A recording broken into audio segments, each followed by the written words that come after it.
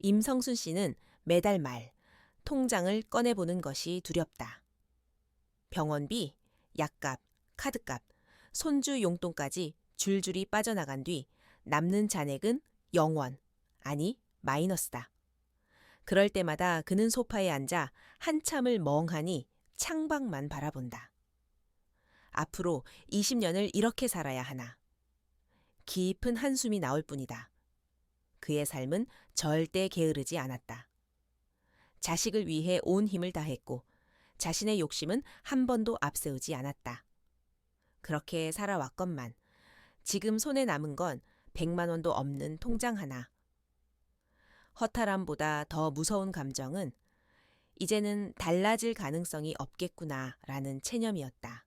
하지만 그는 몰랐다. 수십만 명이 지금 이 순간 같은 좌절감을 안고 통장을 들여다보고 있다는 사실을. 경기도 시니어 복지연구소의 2024년 보고서에 따르면 60대 이상 노인의 62%가 월 생활비가 부족하다 걸고 답했다. 이들 중 45%는 통장의 마이너스 잔고를 일상이라 여긴다고도 했다. 이 수치는 단지 경제적 궁핍만을 말하는 것이 아니다.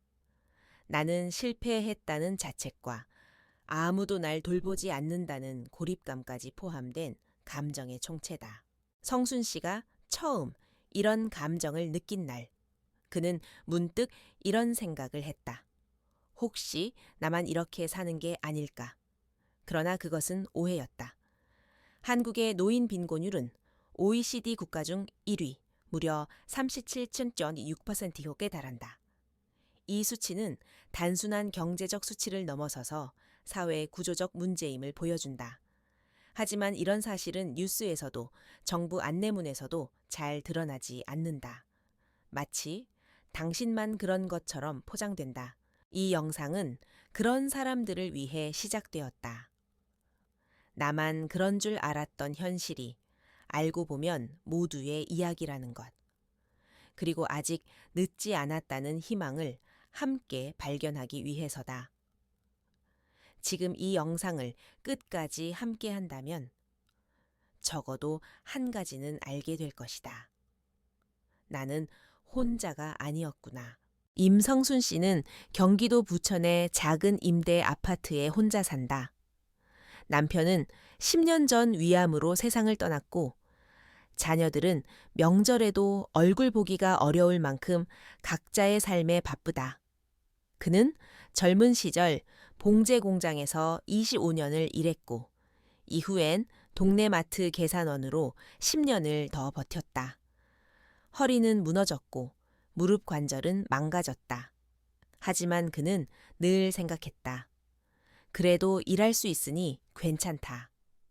그러나 바이러스가 퍼졌던 어느 해 마트 측에서 이렇게 말했다. 이제 그만 나오셔도 됩니다.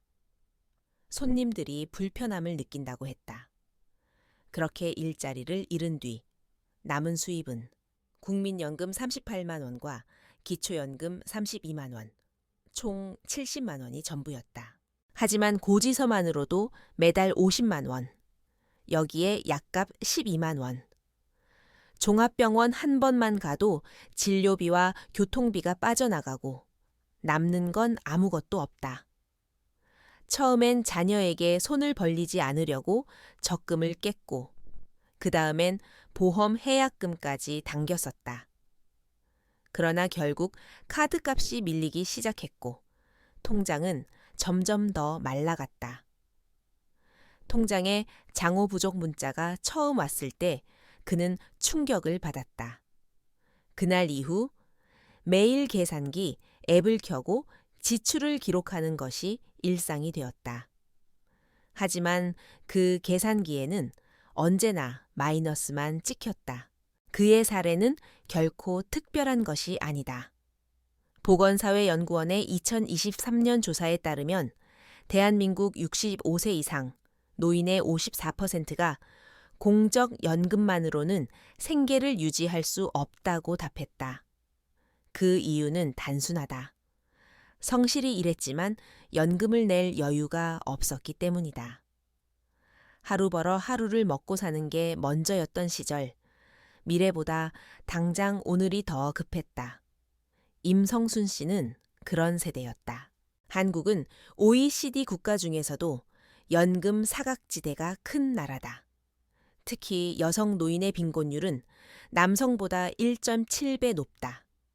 이는 경력 단절, 조기 퇴직, 비정규직 노동이 누적된 결과다. 결국 성실한 노동의 대가는 빈곤한 노후였다. 그러나 아무도 이 현실에 책임지지 않는다. 미리 준비하지 않아서 그렇다는 말만 되풀이될 뿐이다. 하지만 준비할 수 없던 삶이었다. 성순 씨는 말한다. 그때는 진짜 연금을 낼 여유 같은 건 없었어요. 매일 그날 벌어서 그날 먹는 것도 빠듯했거든요. 그 말은 단순한 변명이 아니다. 지금 우리 사회가 껴안고 있는 세대 간 경제 격차의 실체다. 그는 묻는다. 내가 뭘 그렇게 잘못했을까요? 그러나 잘못한 건 아무것도 없었다. 단지 그는 아무런 안전망도 없이 살아야 했던 첫 세대였을 뿐이다.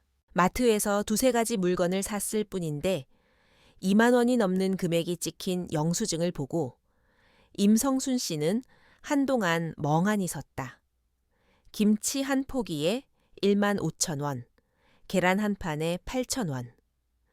예전 감각으로는 도무지 이해되지 않는 물가였다. 외식 한 번이면 5만 원, 버스비도 몇 년 새 훌쩍 올랐다. 그에겐 모든 게 낯설고 동시에 무력했다.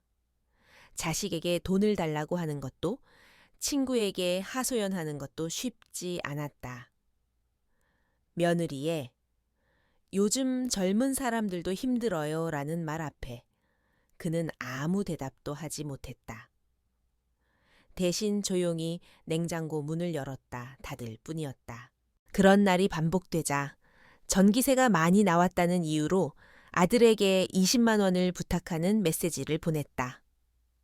30분이 지나도 답이 없었고 3시간이 지나 돌아온 메시지는 짧았다. 엄마, 나도 지금 좀 힘들어. 미안. 20만 원이라는 금액은 예전에는 그저 주말 외식 한 끼 값이었다. 하지만 지금은 부모도 자식도 부담스러워하는 큰돈이 되어버렸다. 그날 밤 성순 씨는 전등을 모두 끄고 찬물로 손을 씻었다. 뜨거운 물은 사치라고 느껴졌다. 우리 나이에 이게 뭐라고? 뜨거운 물도 아껴야 하다니. 그의 눈빛은 슬픔보다는 체념에 가까웠다. 이러한 현상은 단지 한 가정의 이야기가 아니다. 2024년 통계청 자료에 따르면 대한민국 노인의 68%가 최근 1년간 경제적 이유로 필수 지출을 줄였다고 응답했다. 그리고 이 중 49%는 병원비가 무서워서 아파도 참고 산다고 했다. 의료비는 점점 오르는데 수입은 줄어든 상태에서 선택지는 점점 좁아질 수밖에 없다. 심리학적으로도 이는 금전 스트레스, 파이낸셜 스트레스가 신체적 건강뿐 아니라 사회적 고립과 정신 건강까지 악화시킨다는 연구와 맞닿아 있다. 특히 고령층의 경우 금전 스트레스는 자존감 저하, 우울감, 그리고 나는 쓸모없는 사람이라는 무력감으로 이어질 위험이 높다. 그 누구도 의도적으로 자식을 원망하지 않았고 세상에 뒤처지려 한 것도 아니었다. 단지 어느 날부터 계산이 맞지 않기 시작했을 뿐이다. 그 차이가 결국 절망이 되어 삶을 조용히 잠식해간다. 이 시점에서 성순 씨가 가장 두려워하는 것은 아프게 되는 것이 아니다. 돈이 없어서 병원에 못 가게 될까 봐요. 그 한마디는 노년의 진짜 공포가 죽음이 아니라 방치임을 명확히 말해주었다. 어느 날 성순 씨는 창문을 바라보다 문득 이렇게 중얼거렸다. 왜 우리 세대만 이렇게 힘든 걸까요? 이 질문은 단지 개인의 궁금증이 아니라 지금 이 시대를 살아가는 수많은 67, 70대의 절규와도 같다. 도대체 어디서부터 잘못된 걸까? 첫 번째 원인은 명확했다. 연금으로는 절대 살 수 없는 잔혹한 현실. 국민연금 38만 원. 이 금액은 1인 가구 최저 생계비조차 되지 못한다. 더구나 이는 오랜 기간 납부한 이들에게나 해당되는 수치다. 과거 여성은 출산과 육아로, 남성은 사업 실패나 경력 단절로 연금 사각지대에 놓였고, 지금은 그 결과를 온몸으로 견디고 있다. OECD 평균 노인 공적연금 소득 대체율이 60.3%인데 반해 한국은 고작 43% 수준. 세계에서 가장 빨리 늙는 나라가 가장 가난한 노인을 양산하고 있는 셈이다. 두 번째 원인은 자녀에게 기대는 위험한 확신이었다. 자식 잘 되라고 다 바쳤으니 나중엔 그들이 도와주겠지. 이 믿음은 우리 세대에게 너무도 당연한 가치였다. 하지만 시대는 바뀌었다. 자식들도 자녀를 키우고 대출을 갚으며 겨우 살아간다. 부모 부양은 의무가 아니라 부담이 되었고 오히려 부모님도 스스로 준비해야죠 라는 말까지 자연스러워졌다. 한국보건사회연구원 자료에 따르면 30, 40대 자녀 중 67%가 부모 부양에 대해 부담을 느낀다고 답했다. 반면 60대 이상 부모의 72%는 여전히 자녀가 노후를 도와야 한다고 믿는다. 이 간극은 단지 경제 문제가 아니라 세대 간 가치관의 충돌이다. 세 번째 원인은 자산이라 믿었던 집까지 잃고도 남은 건 빚뿐인 현실이다. 성순 씨의 친구 최기호 씨는 5년 전 자녀 결혼을 돕기 위해 살던 아파트를 팔았다. 자녀의 전세 자금으로 절반을 쓰고 나머지로 지방의 원룸 하나를 얻었다. 하지만 물가는 올랐고 건강은 나빠졌으며 다시 도시로 돌아오려 했을 땐 집값은 이미 하늘을 찌르고 있었다. 집이 자산이라더니 이젠 다시는 돌아갈 수 없게 되었어요. 그는 한숨 쉬며 말했다. 마지막 네 번째 원인은 예상보다 길어진 노후였다. 예전엔 70세면 인생을 마무리하는 나이였다. 하지만 지금은 85세, 90세를 넘기는 것이 흔한 시대다.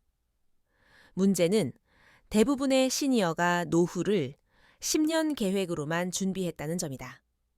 준비는 짧았고 노후는 길어졌다.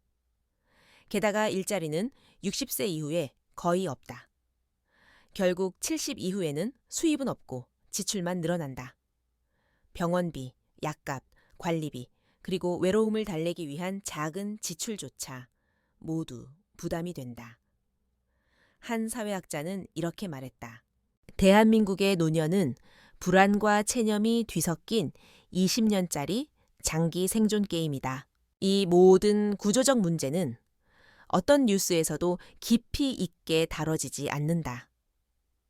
누구도 왜에 대해 답을 주지 않는다. 가장 슬픈 현실은 이 고통이 너무 조용히 벌어지고 있다는 점이다. 말없이 혼자서 천천히 무너지는 삶. 그게 지금의 많은 노년이 마주한 모습이었다. 성순 씨가 가장 힘들었던 순간은 통장 잔고가 바닥났을 때가 아니었다. 그보다 더 아프고 쓰렸던 건 사람들과의 관계가 조용히 멀어지고 있다는 자각이었다. 손주는 이제 생일 인사조차 하지 않았고 며느리는 경조사 단톡방에서 나갔다. 딸과의 연락도 점점 줄어들었고 가족 단톡방은 조용하기만 했다. 카카오톡 프로필은 바뀌었지만 그 속엔 더 이상 자신은 없었다. 성순 씨는 조용히 이젠 내가 이러한 사회적 고립은 단순한 외로움을 넘어서 건강에도 심각한 영향을 준다. 2023년 대한노인의학회 보고서에 따르면 사회적으로 고립된 노인은 그렇지 않은 노인보다 우울증 발병률이 2.5배, 심혈관 질환 발생률이 1.9배 높다는 연구 결과가 있다. 심지어 세계보건기구 WHO는 사회적 고립을 흡연, 비만과 함께 노인의 조기 사망 위험 요인으로 분류했다. 말 한마디 없는 하루가 쌓일수록 몸보다 마음이 먼저 병들기 시작한다. 딸과의 마지막 통화는 2달 전이었다. 엄마, 진짜 너무 하신 거 아니에요. 왜 자꾸 돈 얘기만 하세요? 나도 말 안 하려 했지. 근데 약값이 이번 달 또 올랐단다. 그럼 나라에다 말하세요? 왜 자꾸 우리한테 부담을 주시냐고요. 그날 성순 씨는 아무 말 없이 전화를 끊고 휴대폰을 거실 한쪽에 던졌다. 말보다 침묵이 더 큰 상처가 되어 남았다. 그 후로 모든 연락을 끊었다. 가끔 전화를 확인하지만 알림은 없었고 프로필 창에는 읽지 않은 채팅 0이라는 문구만 남아 있었다. 혼자 지내는 시간은 길어졌고 시장을 지나다 친구들 몇 명이 수박을 나눠 먹으며 웃는 모습을 보면 마음 한켠이 찢어졌다. 나도 예전엔 저랬을 텐데 이제는 부를 사람도 찾아올 사람도 없는 자신이 너무 낯설었다. 심리학자 유영주는 저서에서 이렇게 말한다. 노년기에 겪는 정서적 단절은 경제적 빈곤보다 더 깊은 고통을 남긴다. 단절된 관계는 인간으로서의 존재 가치를 부정당하는 느낌을 남긴다. 나는 더 이상 누군가에게 의미 있는 존재가 아니다라는 인식은 자존감을 송두리째 흔든다. 하지만 성순 씨는 이 절망 속에서도 스스로를 탓하지 않았다. 그저 창밖을 오래 바라보며 스스로 묻곤 했다. 정말 내가 뭘 그렇게 잘못한 걸까? 그러나 그 질문에는 누구도 대답해주지 않았다. 그래서 외로움은 더 깊어졌다. 누군가에게 당신은 잘 살아왔어요. 라는 말이 이토록 절실할 줄 몰랐다. 그 말 한마디조차 들을 곳이 없는 세상에서 그는 조용히 살아가고 있었다. 모든 연락을 끊고 조용히 지낸 지 1달쯤 되었을까. 어느 날 오후 성순 씨의 핸드폰에 낯선 번호로 전화가 걸려왔다. 처음엔 스팸일 거라 생각했지만 왠지 모를 느낌에 받아보았다. 언니, 저 기억하세요? 예전에 마트에서 같이 일했던 김영자예요. 10년 만의 전화였다. 며칠 전 시장에서 우연히 성순 씨를 봤다는 말과 함께 그녀는 이렇게 덧붙였다. 너무 야윈 모습이 눈에 밟혀서 그냥 꼭 한번 연락하고 싶었어요. 뜻밖의 따뜻한 목소리에 성순 씨는 울컥했다. 그 전화 한 통으로 마음 한켠이 물결처럼 흔들렸다. 나를 기억하는 사람이 아직 있구나. 그 사실 하나만으로 외롭던 마음이 조금은 덜 시렸다. 며칠 뒤 우편함을 열자 고등학교 57호회 동창회 초대장이 들어있었다. 처음엔 낯설고 어색했다. 이런 게 아직도 있나? 싶었지만 그 순간 왠지 모르게 눈물이 났다. 나는 이제 세상에서 완전히 잊힌 줄 알았거든요. 그리고 얼마 후 딸에게서도 3주 만에 문자가 도착했다. 엄마, 지난번엔 정말 미안했어요. 혹시 이번 주말에 시간 되세요? 그는 답장을 보내지 않았다. 그저 핸드폰을 내려놓고 식탁에 앉아 창밖을 오랫동안 바라보았다. 그 말이 진심인지 단순한 형식인지 알 수 없었다.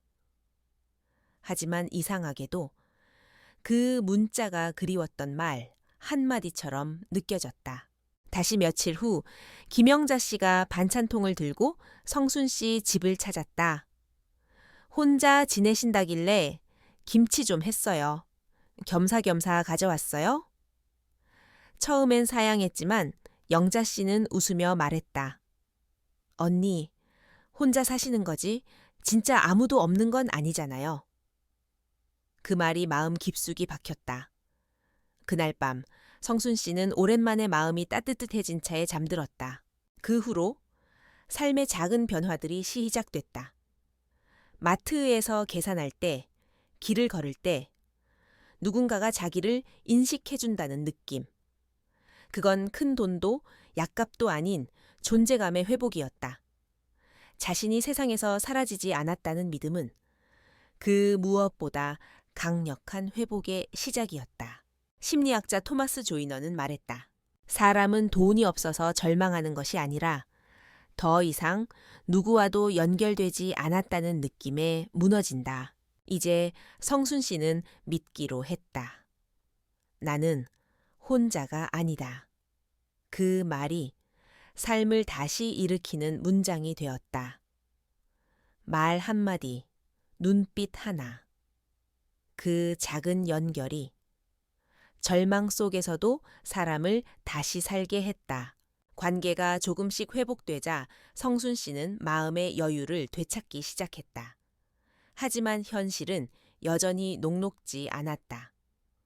통장엔 여전히 돈이 부족했고 병원비와 고지서는 매달 꼬박꼬박 날아왔다.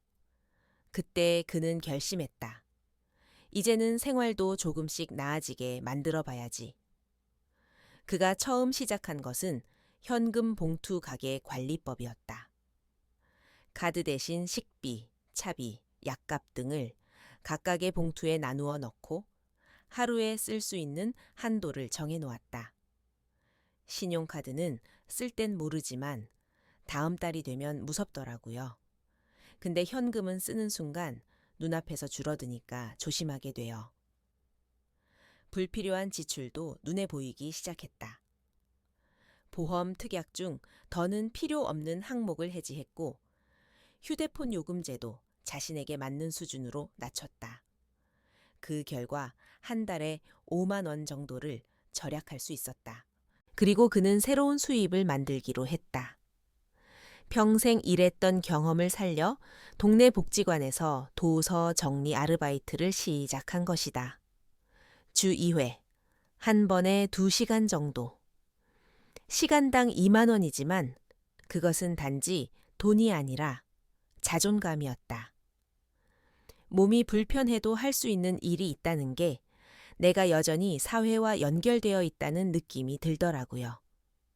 그 외에도 집안에 쌓아두었던 입지 않는 옷과 오래된 주방용품을 중고로 팔기 시작했다. 처음엔 몇천 원 수준이었지만 한 달에 10만 원 가까이 모이기도 했다. 건강도 다시 돌보기로 했다. 매일 20분씩 아파트 주변을 걷고 짠 음식을 줄였다. 근처 보건소에서는 무료 혈압 체크와 건강 체조 프로그램도 받을 수 있었다. 예방접종과 기본 건강검진도 모두 무료. 병원에 안 가는 가장 좋은 방법은 건강을 지키는 거더라고요. 병원비를 아끼는 가장 확실한 절약은 아프지 않는 것이었다. 또한 그는 정부 지원 제도도 다시 살펴봤다. 기초연금 외에도 주거급여, 의료급여, 에너지 바우처, 문화누리카드 같은 제도를 알게 되었다. 주민센터에 문의하니 친절하게 상담해 주었고 실제로 한 달에 추가로 옷도 10만 원가량 혜택을 받을 수 있었다.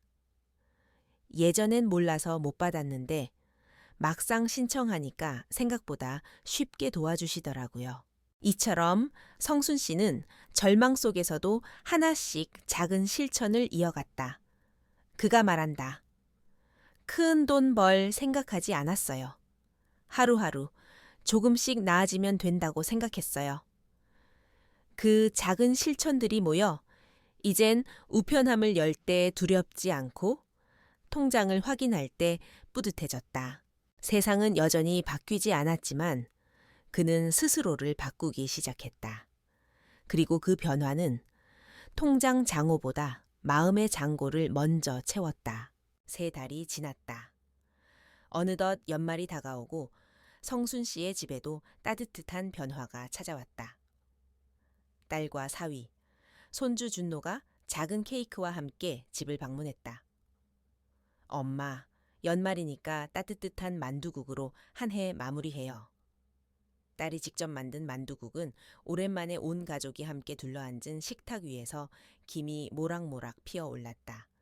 그 국물을 한 숟갈 뜨던 성순 씨에게 딸이 조심스럽게 말을 건넸다. 엄마, 어릴 때 엄마가 겨울마다 해주던 만두국. 그 맛이 아직도 생각나서 나도 한번 해봤어요. 그 순간 성순 씨는 깨달았다. 3달 전만 해도 이런 자리가 부담이었지만 지금은 기쁨이었다. 왜냐하면 현금 봉투로 매달 5만 원씩 아껴내고 복지관 도서 정리 아르바이트로 매주 4만 원씩 수입을 만들며 통장에 40만 원이라는 장호를 다시 채웠기 때문이다. 예전엔 8천 원도 부담스러웠지만 이제는 손주에게 용돈을 줄 수 있을 만큼의 여유가 생겼다. 딸이 말했다. 엄마, 저 이번에 승진했어요. 그래서 매달 10만 원이라도 도와드릴게요. 하지만 성순 씨는 웃으며 고개를 저었다. 돈보다 이렇게 가끔 와주는 게 더 큰 힘이 된다. 그 말에 딸의 눈가가 붉어졌다. 그날 이후 딸은 장을 봐서 찾아오고 준노는 안부 전화를 걸어오기 시작했다. 김영자 씨와는 일주일에 한 번 점심을 같이 먹는 약속도 생겼다. 그리고 무엇보다 달라진 건 성순 씨 자신이었다. 나는 더 이상 혼자가 아니다. 그 믿음은 돈보다 더 값진 변화였다. 그는 여전히 큰 돈을 벌지는 않는다. 하지만 매일 아침 작은 가계부에 이렇게 쓴다. 복지관 일수입 2만 원, 식비 5천 원 지출, 딸과 안부 통화, 영자와 공원 산책, 이번 달 저축 목표 달성. 이 일기에는 거창한 성취 대신 확실한 변화들이 차곡차곡 쌓여 있었다. 노년이 절망으로 가득하다는 건 틀린 말이다. 그저 아무도 알려주지 않았을 뿐이다.